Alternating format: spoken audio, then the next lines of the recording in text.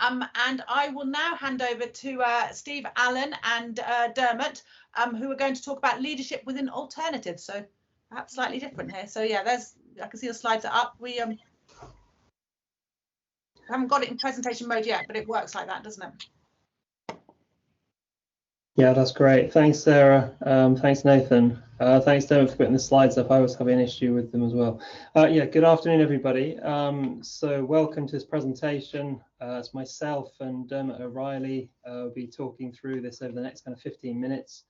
We're going to have a bit of sort of to me to you. So it's going to be me, it's going to be a bit of Dermot, a bit more of me, and then a bit more of Dermot. When we went through this last week as a practice, it was about 18 minutes. So we're going to be trying a little bit quicker, but it is a bit of a barrage of information. But we just wanted to kind of give a kind of coverage of the work that what we've been doing. Could I go to the next slide, please? So is it possible to move to the next slide? Sorry. Okay, we're not moving. I think it's on your slides, Dermot. It's got your name on it. So maybe if you can just click on the next one, would that work? That's great. Thanks very much. So just to kind of give a bit of introduction here. So when we were preparing the presentation, we were both sort of reflecting on the fact that we're not very good at putting pictures into our conference presentation. So there's 5 in this first slide, just to kind of start us off with, which are looking at some of the context that we're interested in this paper about leadership and alternatives. So myself and Dermot have got sort of a shared interest, both in thinking about leadership in various forms, and also in the ideas of alternative organisations. Now, alternative organisations, as we're going to talk a bit about, and Dermot will be talking about that, are various and are relatively complex, and trying to actually pin down what they are and how they might be understood, and the differences between them. So previously I've been looking particularly at sort of egalitarian religious contexts. Dermot's been looking at co-housing contexts, all of which I suppose associated, as we'll talk about, with this notion of alternative. So the reason why we put this paper together, it's actually a developing chapter that we are in the process of working through and developing further for the next stage leadership handbook, was because we kind of found that there was often maybe a lack of attention towards leadership and notions of alternative organisations. And these might, as we can see from these slides, generally kind of egalitarian groups, might be social change organisations, protest organisations. We'll talk a bit about this as we go through. But in order to understand what does leadership mean in these contexts, and this is a kind of key question for us. So why are alternatives kind of something we're even interested in looking at? I mean, fundamentally, as some of the, I suppose, people that write about alternative organisations, one of the people has looked at it with others, Martin Parker, the handbook that's been produced around that, talk about how alternatives in the sort of the various forms, and as I said, we'll give some more detail on this, are more geographically, historically, numerically more numerous in terms of their forms.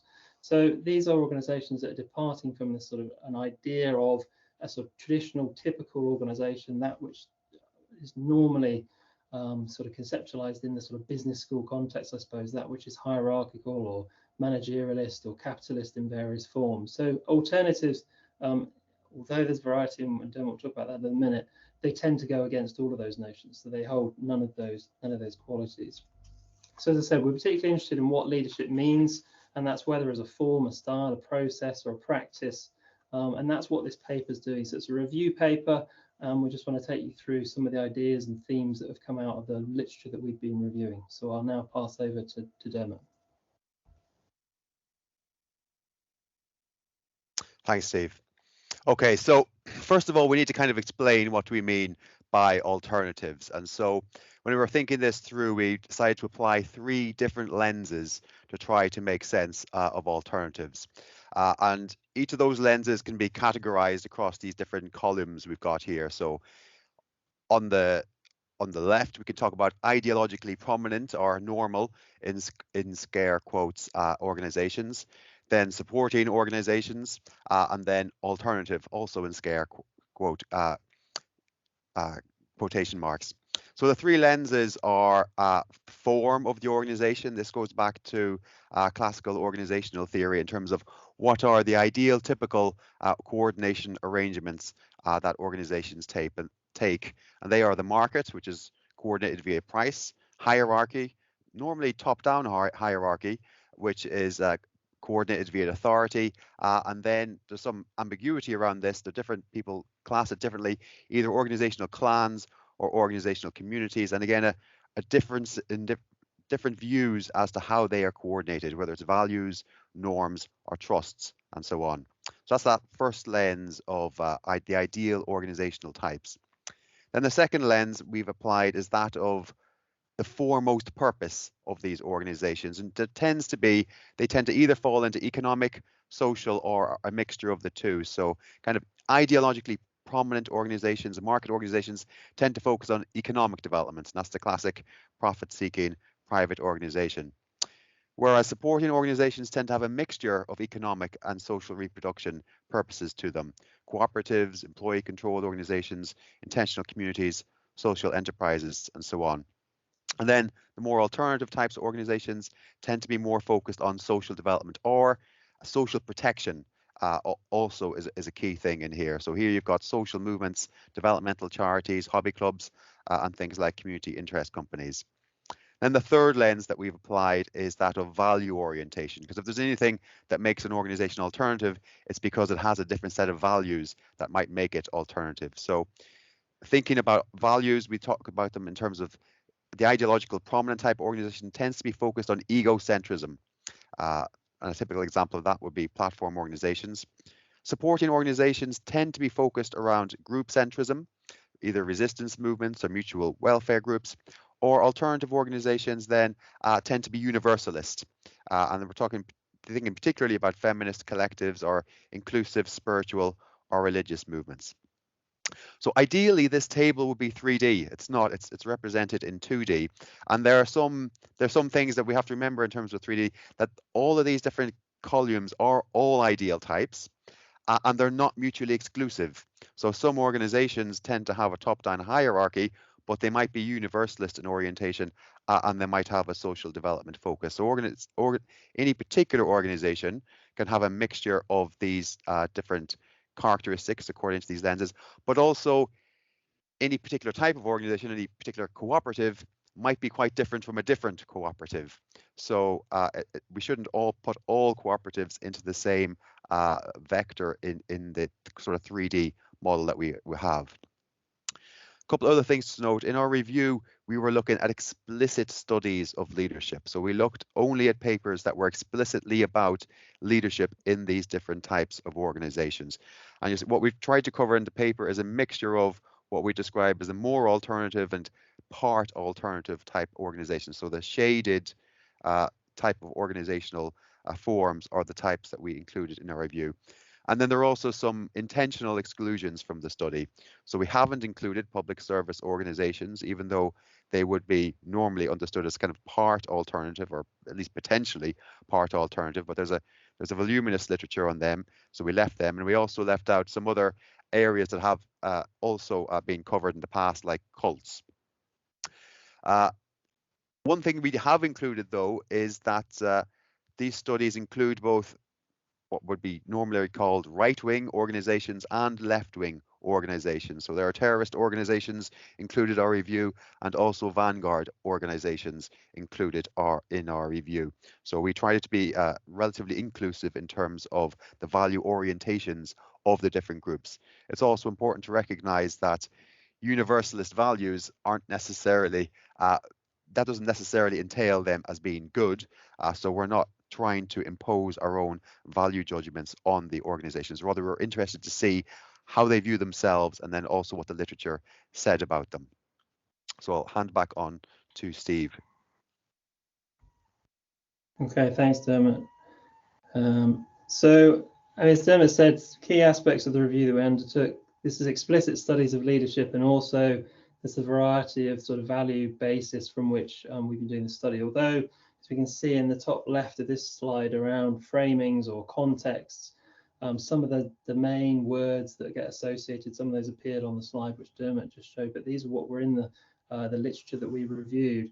And there is a reasonable variety that you can see there, both, as Dermot also has mentioned, both in terms of those sort of more sort of positive, or what we might regard as kind of progressive ideas towards more egalitarian ways of working for some sort of positive social change, but also this sort of the protest or terrorist organizations as well have been looked at in some ways.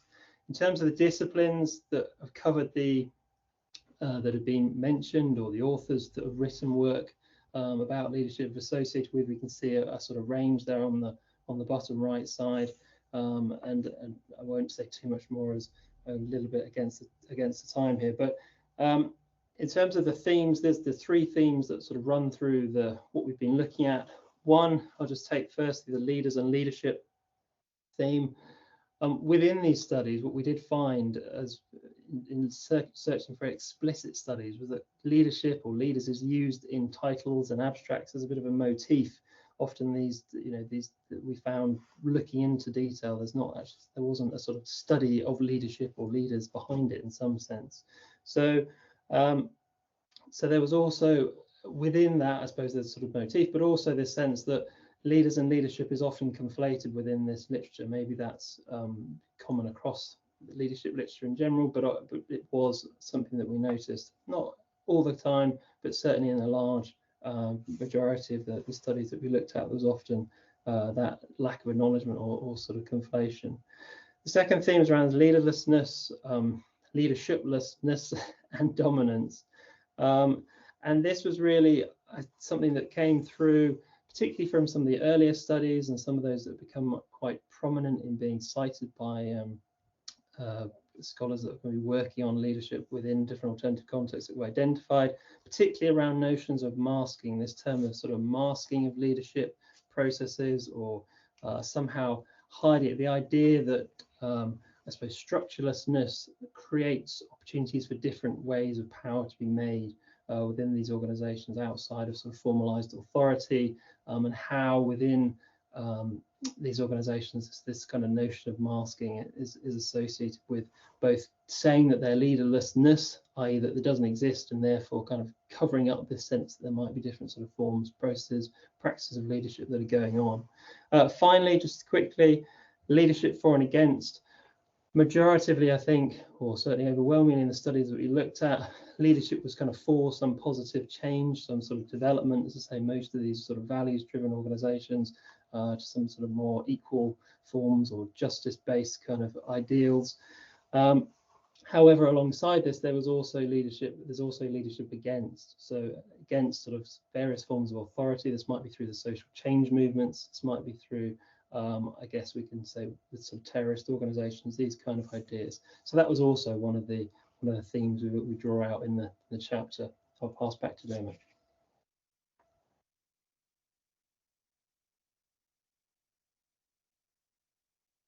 Okay, so there in the draft chapter, we have a number of different questions, both about leadership and alternatives, but also about from reviewing how leadership is conceptualized and dealt with in this research back to leadership research. But I've just put in bold the ones I'll mention in this presentation. So some of the obvious things is that actually there were relatively few explicit studies of leadership and alternatives, and there's some particular types of organizations where we couldn't find any studies of explicit leadership, intentional communities, mutual aid groups, and also interestingly a relative lack of a number of themes that you might expect. So only one study, I think, explicitly talked about race in alternatives, and even though a number of the organizations that people looked at were kind of built on feminist organizing principles, within these studies, no particular consideration or very little consideration of the role of gender. And our study obviously was also in the English language, so we haven't looked at things outside of the English language. A number of the studies we looked at were comparative studies, but again, they were relatively few in comparison. Most of them tend to be a single or two cases. But the comparative studies were particularly interesting in terms of drawing out some of the features that might impact on particular types of alternatives. So that would imply that there is a value in more comparative studies, but as a number of the authors that we reviewed noted themselves, there is a danger in comparative studies that we actually lose the context, and context is obviously very important, particularly in alternatives. So some of the questions then that we had from this looking at leadership and alternatives to leadership research is this thing that Steve mentioned about how leadership is most commonly understood as concerted direction towards something, but in discussions of resistance leadership and things like vanguard leadership is something, it's an emergent against, and that seems to be developed via an intersubjective awareness, actually quite similar to what Nathan was talking about in terms of spontaneous organization. And what's quite interesting is this discussion of whether this is a good thing or a bad thing within the literature. So some organizations valorize leaderlessness, and that can have both positive and negative effects inside the organization. And so one of the things we noted was that because we were looking just explicitly at leadership, there's really a need to look at more of the dynamic relations between leadership, both formal and informal leadership, and authority, formal and informal, power, and social and organizational forms and processes. So really we think that much of the study of leadership needs to reintegrate itself into broader questions about power, organizations, and society. Thank you. Brilliant, thank you so much. I didn't want to cut you off because you knew that it was going to take 18 minutes, so I thought I'd give you the full 18 minutes. So thank you very much for that. You're bang on there. Does anybody have? So Keith, you've got some couple of points. Do you want to switch on your mic, or do you want to write them in the chat? No, I'll just talk about a couple of things.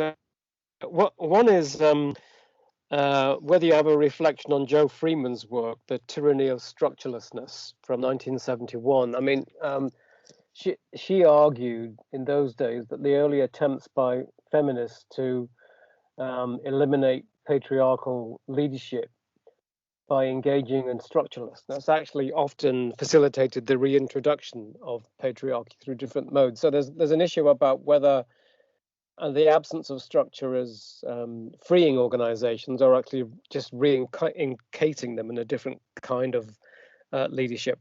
And the second point, and it kind of relates to that, is that in lots of the literature from that era and from anarchist writings, there's a real allergy to even mention the word leadership. So you can see leadership in action, but you wouldn't hear discussed, and you wouldn't see it in writing. But it's there. It's just that because they have this kind of dislike of even the word, they tend not to use it. So there's an issue here about whether if you just focus on stuff that says leadership in the title, whether you're missing a lot of material. Should I start taking that down? Thanks very much, Keith. Yeah, no, really spot on questions. Thank you very much. Yeah, on the Freeman, that is one of the more cited pieces of work. I think it's probably, although we didn't count this up, but I think reviewing a lot of this material, Freeman is one of the more, it's probably the most heavily cited within, particularly in the sort of more recent leadership studies as well. So yeah, absolutely. That it's a very interesting paper. It relates to those ideas of masking. That was one of the authors, I suppose, I was inferring to when I was talking about this ideas of masking of power, i.e. that it becomes about sort of cliques and various sort of forms of social capital, I suppose, and how that's deployed in making power over others in these groups where there is no formalized structure. I mean, I think she goes on in that paper to talk about process and the development of process, and that the key, and I think she's got quite a prescriptive set of ways to kind of move forward, which I think are really interesting and, you know, relevant in various ways. But I think partly it was not so much about you know, it was the removal of the hierarchical structure, but then it was sort of the processes thereof of decision making, developing those, and how those maybe have attention to the potential emergence or the inevitable emergence of different forms of power over that might occur.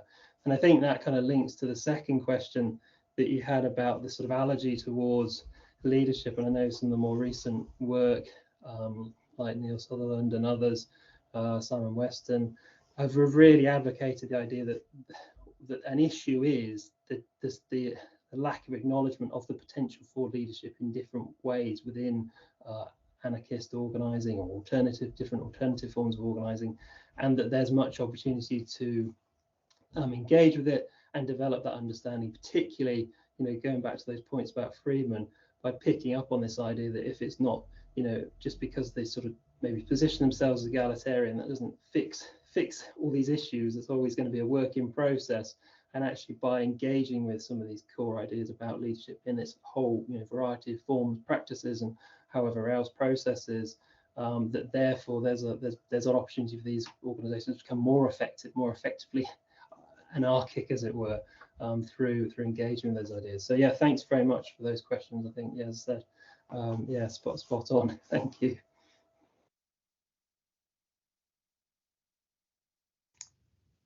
Thank you, Steve, and thank you, Keith, for the question. Any other questions?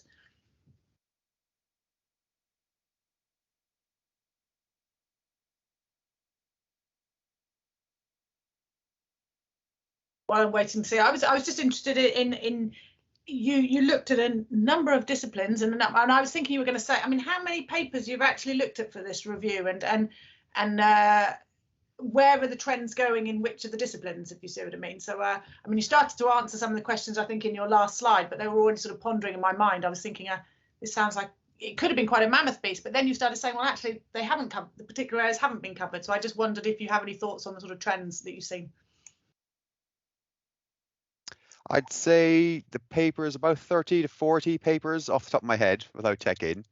The disciplines are quite disparate. So a lot of them don't refer to each other. So a lot of the stuff in anthropology doesn't, it doesn't bear any real relation to what we call leadership studies. Social movement studies, likewise. These are independent sets of scholars using the same terms, using similar concepts, not always in the same way, looking at different topics and different types of organizations. So I would say that it's a polycentric order of some sort. But there's definitely been a cluster within the leadership studies area, particularly drawing on the question of leaderlessness and looking at how different groups either find that as a useful way of trying to organize themselves, or how it can also possibly lead into power being reproduced in sometimes not great ways. So I'd say that's probably the core thing that's binds a number of those different literatures together. But other than that, a lot of them are quite disparate from each other. And charisma, actually, of course, charisma comes up always in these things. So that's a common thing that's picked up by some of these different papers and treated in different ways within those different disciplines.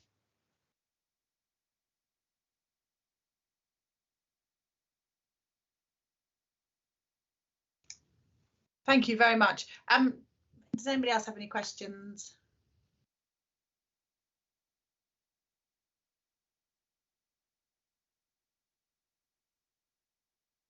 Having looked at it all, is there something, having looked at the review of the literature, does it say, oh, if I had the time, this is what I would research, this is where the big gap is, this is what I would look at for yourself? Has it sparked anything like that? Yeah, absolutely. I mean, I think our process has been that we've, spent some time in these different contexts I mentioned at the start, and wondering about, well, what kind of lenses are we going to bring to this? What sort of theorizing might we do? And this has been a kind of really trying to be a fairly careful process of actually seeing what's there and trying to pay attention as broadly as possible to what literature is there. And as Dermot says, it's a fairly tight group, although it's spread out over. I think some of it goes back to sort of 1950s, maybe 1960s, some of the sort of first ripple of activity that there was that we can relate explicitly to leadership studies. And those things that we picked up are really fascinating and really helpful, actually, and to sort of bring that into the more recent work as well. So, yeah, I mean, we're still in the phase of thinking, well, how might this then translate? How we might draw this across? But yeah, it's certainly raised questions that have been reoccurring, and areas I think where would be more interesting to just try and push and explore a bit more, particularly around the sort of leaderlessness notion. And I'm particularly interested in sort of power within alternative organizations, and I've been doing some work on that. So I think those are possibly some of the aspects, but as I say, it's sort of work in progress, and I'm sure we'll develop it in emergent form over the coming months and years. For myself, it's one of the points that I didn't go through in terms of the presentation because of time, but I'm particularly interested in sort of the dynamic of why do alternatives come up in particular times and then recede, and what are the dynamics within alternatives? So some of the literature shows dynamics, these alternatives go through their own processes. They might start off as being acephalous, but then there might be a structure, and then there might be a renewal within them. And so there are different types of leadership that happen within these alternatives over time, as well as these alternatives being part of a broader cycle within, you know, so it's been commonly observed, you get alternatives at times of crises or recessions because people have to provision for themselves in different ways. And then another thing that's became particularly apparent to me looking across literature is that most organizational forms have both provisioning and punitive forms. So Freeman is particularly good at pointing out the punitive forms of community because people get excluded or they get marginalized within groups, and that's quite useful. But then you're also thinking about the provisioning and punitive forms both in hierarchies and in terms of markets and how they interrelate with each other. So most organizations tend to have a mixture of those coordinating forms, and so again there's this dialect of why do particular coordination forms become prominent in an organization over time, and then perhaps get receded over time as different circumstances change. Brilliant. Thank you so much. If there's any other questions, I think we're just about bang on time, so it's perfect. So thank you so much, Steve and Dermot. And I don't know whether it's been done on purpose or by luck, but actually this seems to be a really nice sort of flow, and I'm just